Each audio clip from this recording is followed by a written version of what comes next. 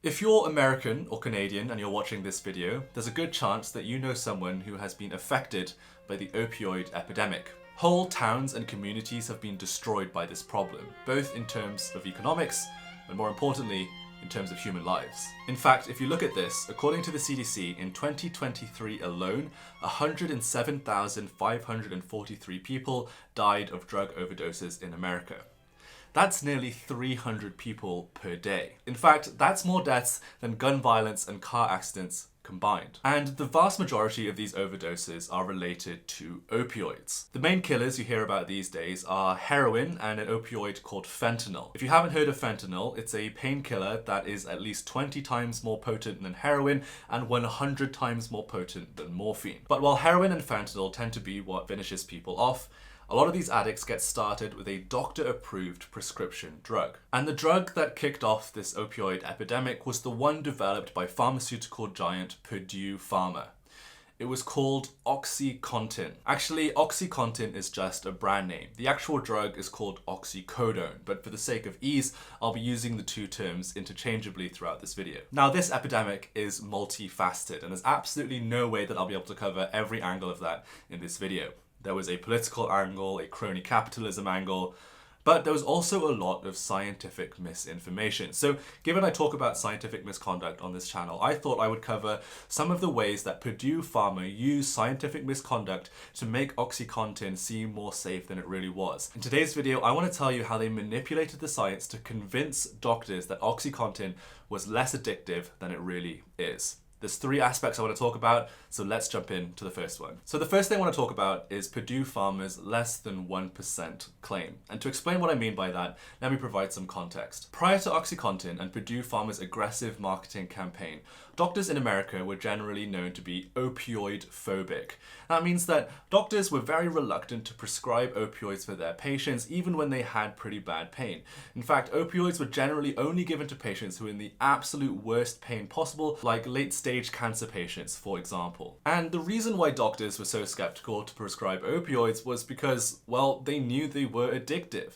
And they thought that if they were to give their patients opioids when they didn't need them, then they'd be turning their patients into addicts. But if you're Purdue Pharma, a company that profits from the sale of opioids, then only selling to people who are close to death is not exactly a great growth market strategy. So the people at Purdue had an idea. The idea was that they need to convince doctors that painkillers were appropriate for all kinds of different pain, not just extreme pain for patients who are close to death. So in order to convince doctors, they needed to tell them that OxyContin was appropriate for all kinds of pain, things like back pain, a pulled muscle, and if they're worried about addiction, there's no need to be worried because, well, check out the tagline they kept using. Less than 1% of patients taking opioids actually become addicted. Less than 1% of people become addicted.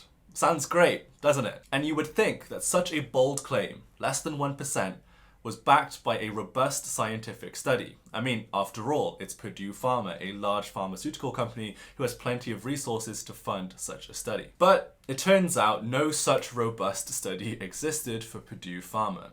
Instead, they only had one source to back up this 1% claim, and this is it. This is the entire thing that I'm showing you on screen right now. This is not cropped or truncated in any way. This is the entire thing that they were citing.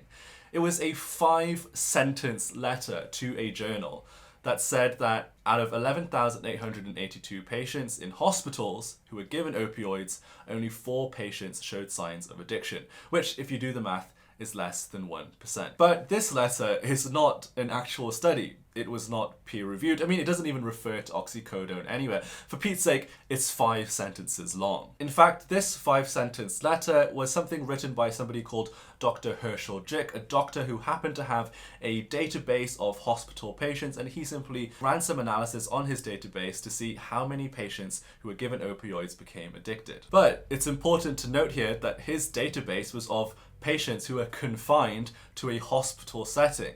So any findings from his database has no bearing on how patients would fare if they were not confined to a hospital setting, like most of the people who are being given opioids. And of course, like I said earlier, this letter has no reference to oxycodone whatsoever. So any kind of statistic to do with opioids that this letter even talked about is not even specific to oxycodone, so shouldn't really be used as a claim by the people who are trying to sell oxycodone. In fact, this 5-sentence letter to the journal was so obscure that the author of the letter himself, Dr. Herschel Jick, didn't even know that his letter was being used in this way, that his letter was one of the most widely cited papers when it came to opioid addiction. Dr. Herschel Jick had no association with Purdue Pharma whatsoever, yet his letter was being used extensively by Purdue Pharma as the bedrock for their less than 1% claim. Eventually, this letter became so mythologized that it became known as the work of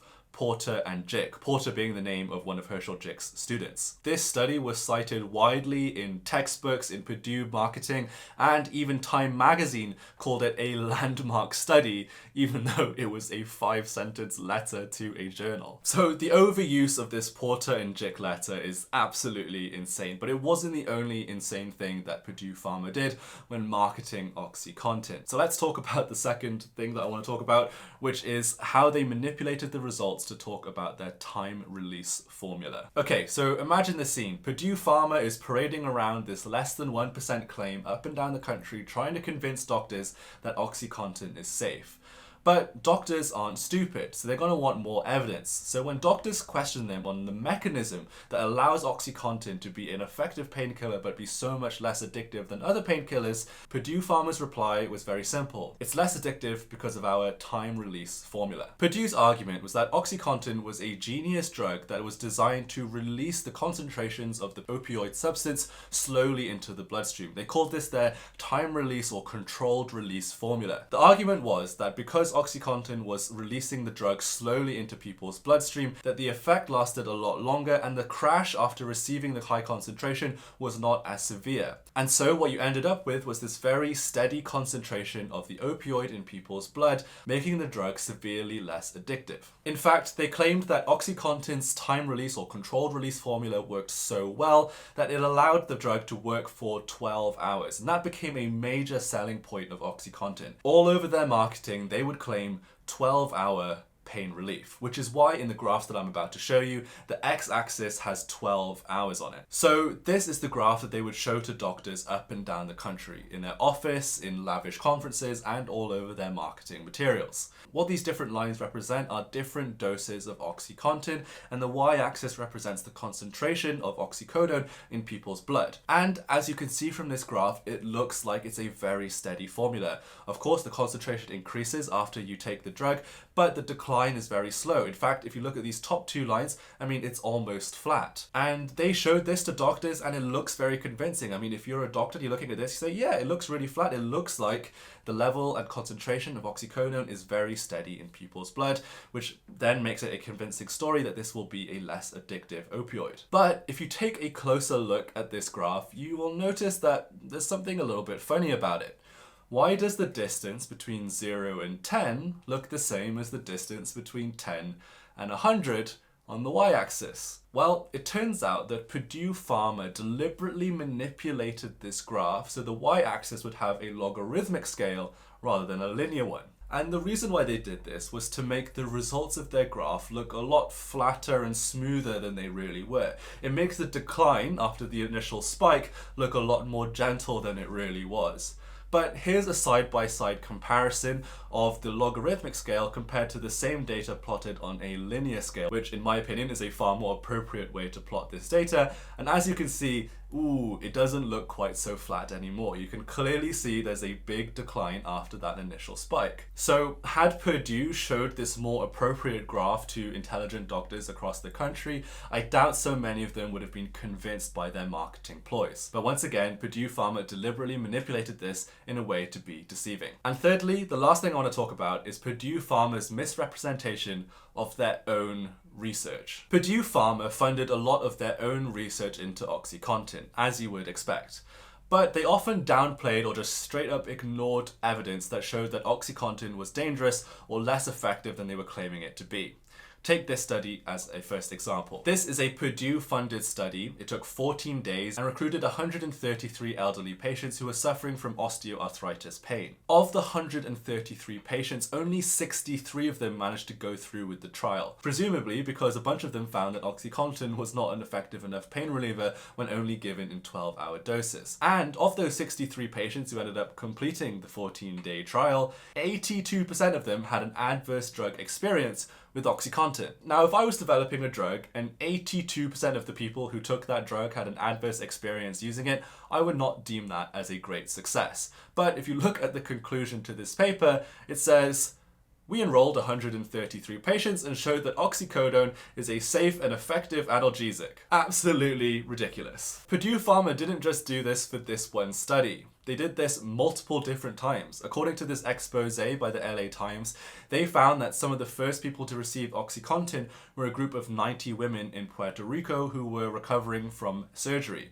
Obviously, they're recovering from surgery, they're in a lot of pain, and so they were given OxyContin as a pain reliever. But the original design of the study was to only give these women OxyContin in 12-hour intervals. After all, OxyContin is supposed to provide 12-hour pain relief. But during the course of this study, about half of the women requested extra pain relief before the 12-hour mark, clearly demonstrating that OxyContin was not an effective 12-hour pain reliever. So what did Purdue Pharma do? Well, according to the LA Times, they just simply didn't publish it. Now, that Puerto Rico study took place in 1989, but when Purdue Pharma applied for a patent in 1992, 3 years later, they claimed in their patent application that OxyContin provided 12 hours of pain relief, despite having this evidence that clearly it doesn't. In fact, not only were they specific about it providing 12-hour pain relief, but they claimed in their patent application that 90% of people experienced this 12-hour pain relief, despite this Puerto Rico study having nearly half the patients not experiencing this 12-hour pain relief. And the Puerto Rico study is again just one example of many. This is another study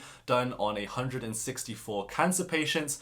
1/3 of those given OxyContin dropped out because they found the treatment to be ineffective. Presumably that's what happened with the elderly patients earlier as well. And the dropout rate was so bad that midway through the study, the researchers changed their protocol to allow patients to take supplementary painkillers, which they called rescue medication, between the 12-hour time slots, which is obviously total BS. I mean, if you have to give people supplemental painkillers in between your 12-hour pain slots, it's because your 12-hour pain medication isn't providing 12 hours of pain relief. Yet another study on 87 cancer patients found that rescue was used frequently in most of the patients, and that 95% of patients reported to using extra painkillers at some point in the study. So the message from all of this research, a lot of it Purdue funded themselves, was clear that OxyContin does not provide the 12 hours of pain relief that they were claiming in all of their marketing materials that they were using to sell to doctors, but yet they continued to push this message, and that's what led to this opioid epidemic. So, in conclusion, as you can see, Purdue Pharma were not naively presenting data or presenting a drug that they didn't know about.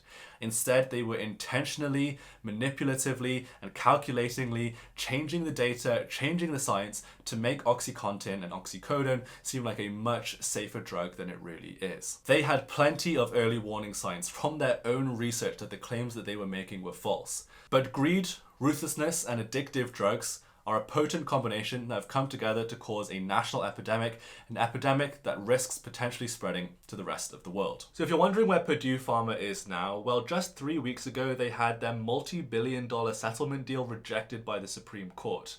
It was a deal that promised a lot of money to the victims of OxyContin, but it was also a deal that would completely protect the Sackler family. And a lot of people felt that that's not very fair. The Supreme Court also felt that it was unlawful, and so the deal got blocked. What happens next? I have absolutely no idea. That's between the victims, the US government, and Purdue Pharma. But let me know what you think of the situation in the comments below. Thank you guys so much for watching. Subscribe if you haven't already. Please subscribe. I put so much work into these videos, and your subscription is really appreciated.